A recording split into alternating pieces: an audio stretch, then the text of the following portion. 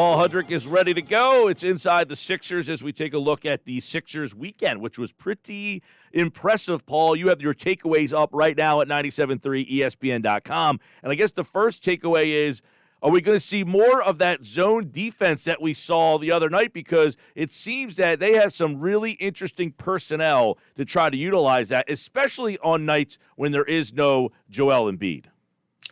Yeah, it was funny when we asked everyone about it, whether it was Doc Rivers, whether it was Tobias Harris. Tobias Harris said they literally had spent 5 minutes working on a zone defense in practice.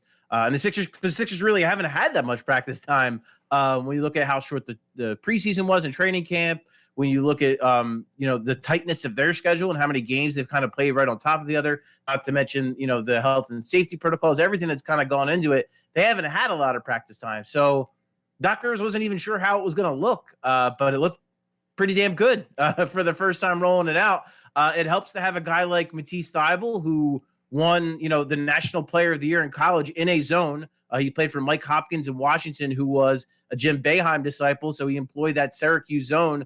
So, and you kind of saw, like, what I wrote in the takeaways was, it was like Richard Sherman, at peak level with the Seahawks, where, like, basically he took away a side of the court. They couldn't even pass the ball, the Pacers, to Thybulle's side of the court because he got his hands on it every single time. And then when Ben Simmons gets back into the game, you put those two at the top. And then Dwight, I think one of the things when you go into a zone 2 is you need to rebound. That's a difficult thing when it's not man-to-man and you don't have someone to box out. So to have a guy like Dwight Howard really control the boards and really control the paint was also a huge part of it. So, yeah, I'm intrigued. You've seen more teams go to the zone more frequently in the NBA, so it's something that has been used. Lord knows the Sixers saw enough of it last year, and it didn't go in their favor. So kind of a nice ironic twist that they were able to use it and use it to such an effective fashion that they were able to complete such a big comeback. And I guess the question, Paul, is how much do we anticipate them really using it? Was that just, hey, Joel's out, we got to figure something out? Or does that open the door for that to be something they use night to night? Well, last night it was definitely a situation where they were just flat out getting their butts kicked. I mean, the Pacers were going to score 130 points last night. Then they go to that zone and it just really threw them off. And that's what Doc Rivers was actually asked. Like, when you went to that, were you anticipating it working and sticking with it, or was it just something you want to try? He said, I was going to do it, and as long as it worked, I was going to keep doing it. And that seems to be a really big philosophy of Doc Rivers. If something works, no matter what it is, he's going to keep going to it until the other team shows a way to overcome it. And last night, clearly the Pacers did not. It really bogged them down. It really disrupted their flow. And so, going forward, is it something they could use? Sure. Like I said, the teams in the NBA, it is a trend that teams are using it more and more. You don't want to live and die by it, but especially a team like the Pacers, when their best player, kind of like the Sixers, their best player is Sabonis, who is a post player. It can be effective in kind of walling him off and disrupting him and disrupting his timing. So we'll see if it's something that they use down the road. They do certainly have the personnel to pull it off. But yeah, seeing how much success it had against Indiana, I'm sure at some point we will see it again. You mentioned rebounding, and Dwight Howard's name came to mind, but they started Tony Bradley because they wanted Dwight Howard to stay in that role. The Tony Bradley thing didn't really work out. You saw Ben Simmons play in the 5 at times, and Doc mentioned that he liked that. How do you think that Ben at the 5 has gone to this point, and do you think they should do more of that? Yeah, I actually thought Tony Bradley was okay. All things considered, going up against an all-star big man in Sabonis, I thought he was fine. Like, of course, he wasn't spectacular, but you can't really ask him to be in that type of a scenario. So I thought he was fine. But yeah, I think going forward, that Ben Simmons look, it's one that's kind of had mixed results in the past. I know Doc Rivers said that him and Dave Digger were on the bench watching it in the game, and they noticed things that the team didn't see on the court. And they said they wish they could like be in their players' heads for a moment to see the certain things that were kind of developing that they couldn't find on the court. So it's definitely something that they want to look more into. Doc Rivers is, again, we go back to that practice situation. Doc Rivers has talked about the idea that they really haven't had much time to implement it in practice. They barely even run it. So it's something they want to look at more. And look, I think against smaller teams, it's definitely something that's really interesting, especially if you want to switch 1 through 5. Obviously, you put Ben Simmons at the 5, you can do that. It's going to hurt you rim protection wise, just because that's not Ben Simmons' strength. That's not what he does, so it's going to hurt you in that regard. But it is something I'm interested in because, teams go small sometimes.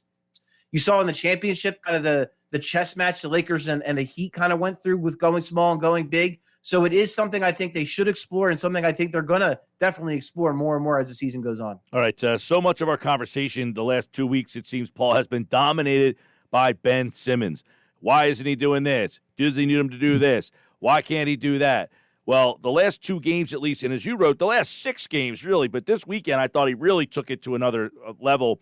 What are you now seeing differently that maybe Doc is doing with Ben, and how Ben has changed a little bit to kind of, get his numbers up a little bit? Because a lot of people, I think, were just looking at the numbers and saying he wasn't playing that well. But we've kind of discussed, well, other guys around him were scoring a lot more. Well, now, like Shake Milton's gone down a little bit. Maxi's gone down a little bit. Well, now all of a sudden you're seeing Simmons go up. So what are some of the things that you're seeing change with Ben Simmons? The biggest thing to me is the turnovers. What I wrote, the last 6 games, he's averaging 1.8 turnovers per game. That is ridiculously good in general. But for him, for his career, he's at 3.5 turnovers a game. To see that kind of, his numbers over the last 6 games are kind of in line with his other career averages, but the turnovers are way down. So I think that's been a big part of it. And something we talked about before is that weird pick up your dribble in the paint and then throw a blind pass backwards. He has not done that at all recently. And Doc Rivers did touch on that last night, that he said the idea was for Ben, get downhill and either look at the rim and attack it or look at the corners. And I think it's sometimes Ben, I think because he has such good vision, because he can do so many things, I think he kind of overcomplicates it. But I think Doc simplifying it to the fact of, okay, you either attack the rim or you find the corners, because one or the other is likely going to be open. I think now that he's done that, you're seeing it more. The Minnesota game, even like you touched on, Mike, I thought he was really good in attacking that game. He just missed. I think he just missed at the rim a few times, maybe a couple times. Maybe he didn't get a call go his way. But I think it's just him getting downhill and also just attacking like defenders' backs is something that I think he can do, and that's something that like Giannis has done really well. Is that if defenders got their back turned to you, run right up their back and force the defense to come to you. And I think he's putting defenses in tougher positions, and he's kind of putting the onus on them as opposed to letting them dictate what he's doing. So I think that's been a big part of it. But again, I'll keep preaching the turnovers. That if he keeps those turnovers down, there is no telling how good he can be. One thing that I loved so much about last night is the young guys smelled blood. Matisse Thybulle, Furkan, Tyrese Maxey. They knew that they could do it. How valuable do you think that is? Yeah, I mean, it's funny because I tweeted out, and I'll old takes exposed myself in saying that I, in the first half, said, man, this game is looking like a really good case for them to upgrade this bench, because that bench unit came in the first half and it was brutal. They weren't good. And, we talk about Shake Milton. Shake Milton was not very good last night. I thought he really struggled, kind of like what we saw last season. He struggled with that ball pressure that a guy like T.J. McConnell really throws at you, or an Aaron Holiday, guys that want to pick you up full court and just kind of pester you. And that seems to bother him. Whereas Maxey, and Doc Rivers pointed to this as well, he used his speed and he blew by those guys, and he really got the team organized and back into their offense. And that was a big part of the comeback. Obviously, Matisse just playing that like free safety role and just wreaking havoc. And it felt like every possession he was getting his hand on the basketball. That was so huge down the stretch and how big he was. And then Furkan Korkmaz, who was really, to me, I feel like he's really struggled since he came back, but he was outstanding in that fourth quarter. Hit a couple huge shots. That guy's never going to lack for confidence ever. So you saw he's going to keep firing, and it worked out for them last night and him doing that. But yeah, going forward, it's huge. It's huge to have those guys come into a game in a spot like that in the fourth quarter, and for them to really, they led the charge. Like let's call it like we see it. Like they were the catalyst there. It wasn't the starting unit. It was that second bench unit that really got them back into the game and got them to smell blood. And then when Ben Simmons and Tobias Harris got back into the game, that's when they really shut the door on the Pacers. Yeah, and I know that you wrote about Harris making this all-star push, but the consistency that he is starting to show, I think that is what is really changed the perception of him, really. It's like now, before you're like, hey, he's pretty good, but he's good here and there. It's almost every night out now you're kind of seeing that. And I wonder, has he noticed that? Has Tobias kind of, like I feel like when he talks after games now, he even has more confidence. Oh yeah, he feels it. He's feeling great. He's feeling great about himself, and it's amazing what, for some reason, and look, it's not a thing that's exclusive to Tobias Harris and Doc Rivers. Other coaches and other players have gone through this, where some coaches just really get the best out of guys, and for whatever reason, Doc Rivers pushes all the right buttons with Tobias Harris. He knows how to motivate him. He knows what to do in certain situations and where to put him on the court, and it's really worked out. And it's so crazy to think about this offseason, how much we were all, myself included, kind of worried about, all right, well, where's Tobias Harris going to be? Because, he wasn't great in the playoffs last year when they really needed him to be without Ben Simmons, and he makes a lot of money, and we were all really concerned about his role. But now he's like arguably been the Sixers, second most indispensable player other than Embiid. He's been so consistently good. And it's just, and you see like the other night, like against Minnesota, he totally posterizes Jaden McDaniels. Tobias Harris would not have done that last year, like flat out. He would not have had the confidence and been that decisive to make a move like that and a dunk on a guy like that. And just the efficiency is what's blown my mind. What I wrote too in the article is in the league, only two guys are averaging over 20 points a game and shooting 50% from the field and 45% from three. Paul George, Tobias Harris. That's it. To me, and then we didn't even touch on the fact that defensively, he is just leaps and bounds better than when he first came to Philadelphia. So to me, this guy, and when you couple it with the Sixers record, this guy looks like he should be an all-star this year. Hey, Paul, they lost that game to Detroit last week, and we said, well, that shows you without Embiid, you're just simply not good enough. You lose to Detroit, you're just simply not good enough. What have we learned, though, from that loss without Embiid to where we're like, you're simply not good enough, you need more, to winning on the road in Indiana last night without Embiid and picking up some wins along the way? What has changed, or what did we learn through that little journey right there? Well, we learned that they can beat. Listen, Indiana's a good team, and it was on the road, and they beat a good team on the road without Joel Embiid. So sometimes you just kind of almost need to do something in order to know you can do it. So now that they've gotten over this hump this year where it's like, okay, and, maybe if they had played that way for four quarters, maybe it's a closer game throughout and they win, differently. But just, I think getting over that hump is a big mental hurdle for them, knowing. And Dwight Howard actually alluded to that after the game. He said that a lot of times when they know Joel Embiid's out, like the energy is kind of down with the team, and that's not great. So that mental hurdle, I think, is going to be huge. And I think Doc, too, on top of it, I think Doc, from a coaching perspective, is kind of seeing, all right, this is what works when we have Joel Embiid. This is what works when we don't have Joel Embiid. And I think, getting back to the Ben Simmons at the 5 thing, I think that's something he's going to look more at. The zone is something he's going to look more at. And I think that's all a part of it. It's the mental part of it. And I also think it's the strategic side of it, of Doc Rivers learning his team and learning what his team is like without Joel Embiid.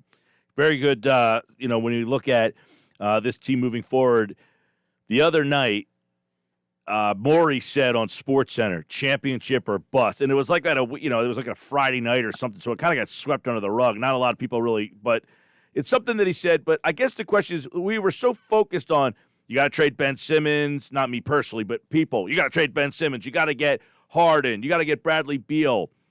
If that's not the case, this team as is right now, are they good enough?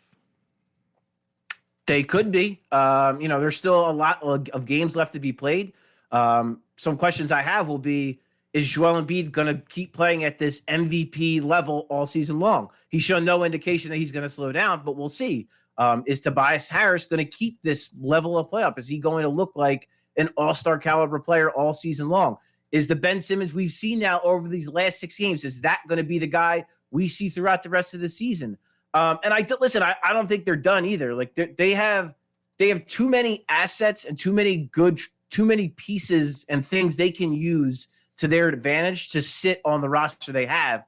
When you look at the trade exception, it's $8 million they got in the Al Horford deal. When you have still have the taxpayer mid-level exception, which they can use for a buyout candidate. And so I still think the roster is not going to look like this. I still think there's going to be improvements. With that said, I think it's less about we need to get a guy like a James Harden or a Bradley Beal. Now it's about like, all right, well, we can win. It looks like we have a pretty good shot of winning with what we have. let's now look on the margins and see where we can improve incrementally to make this team better, to put the guys we have over the top. So I think that's where we are. I think this team is as good, at least so far, what we've seen there, as good as anybody in the Eastern Conference. They beat the Lakers. We'll see what it kind of looks like going forward, but I think they put themselves in a position to be right there in the Eastern Conference into the playoffs. I know you're a big Shake guy, but do you think this version of Shake is good enough in a deep playoff run, or is there maybe a veteran primary ball handler that could help this team out right now? Now, I think Shake could eventually be that, but maybe he's one step behind right now. How do you see it? Yeah, I still wonder if Shake Milton is actually a point guard. I think he is a good scoring guard. I think he's a combo guard, but I don't know if he's the guy that for me personally, I don't know if he's the guy I want leading my second unit as the point guard. And I think you saw that when I actually like the Linus when it's him and Maxey together, because I think it takes pressure off of Shake to do that, to have those kind of getting the team into the sets and being a distributor, where if Maxey's on the floor, I think Shake just attacks. And I think that's the better version of Shake, the version that is just looking to score, looking to get his, and not necessarily looking to, run the offense and get the team and get guys in certain positions and stuff like that. I think he's better off in that role. With that said, yes, I think 100%. If I'm looking at, for me, like the hierarchy of things I would want the Sixers to get, it is a veteran point guard that can create his own offense. That is the kind of player I would love for this team, that I think would be a great upgrade. Then beyond that, a backup four, we've discussed that ad nauseum. I think that would be an ideal thing. But, ultimately, I do think Shake Milton can play a really good scoring guard, sixth-man role. But I would still like to see a guy who can kind of take the reins as a backup point guard and lead the offense and, again, create their own offense and offense for others. All right, real quick, I guess, a name like Derrick Rose might fit that. His name came up last year. I'm sure you're going to hear it again. But J.J. Redick's name came up over the weekend. I don't not like J.J. 36, doesn't play D, shooting 29. And I'm not saying he can't shoot. I think his minutes are down, so he doesn't get in the flow. I don't see where the minutes come. J.J. good fit, or is that just Philly fans being Philly fans? Hey, go back and get J.J. No, there's a reasonable idea that J.J. Redick could make sense here. J.J. Redick had his best offensive output seasons when he was here playing with Joel Embiid and then running that two-man game, which worked out so well. I think the biggest thing you have to think about, though, is it's not going to be that you shouldn't expect it, and nor do the Sixers need him to be that J.J. Redick. If they're going to use him at any role, and I hate to say it, Furkan Korkmaz was really good last night, but that would probably be what you would maybe see, is him as kind of the backup, that two guard off the bench, a shooting guard off the bench. And I think his ability to move off the ball is elite. It's second to none. And the gravity he kind of, takes up with just his ball movement and his ability to shoot, I think that could help also a guy like Shake Milton, give him more space and create more. But yeah, the concerns are also legitimate. He is 36. He is shooting 29%. It's certainly reasonable to think that this might be it. Maybe he's not going to get it back. But it's also reasonable to think perhaps changing the setting, getting him here, getting him again reunited with Joel Embiid and Ben Simmons, maybe that brings it back out of him and he can help. And again, you're not relying on him to play 30 minutes a night like you were in the past. You're looking at maybe 15 to 20 minutes a game off the bench, provide you some good shooting, and not to close games either, because you have other players to close games. So I think as long as the price isn't high, I wouldn't be opposed to it, but I also don't think it's a make or break move either. Right, and that's another thing is you probably could wait for him in the buyout market. Do you end up giving something up to get him if you know that? So I would imagine if you're going to get JJ, you're probably going to have to wait a little bit. You're probably not going to pull the trigger on that now. I do think it's very intriguing to see how Daryl Morey plays this and, how creative he gets around Ben Simmons and tries to figure out what player is the right fit for this. There should be some interesting names. He's Paul Hudrick. His podcast coming in for a landing. Make sure you check that out. And, of course, right here during Inside the Sixers, at Paul Hudrick on Twitter. And the Sixers are off till Wednesday. When Paul's back, we'll get ready for Sixers and the Hornets right here on Inside the Sixers. All right, Paul, thanks, man. You got it, Mike. He, like all guests, appeared via the Boardwalk Honda hotline.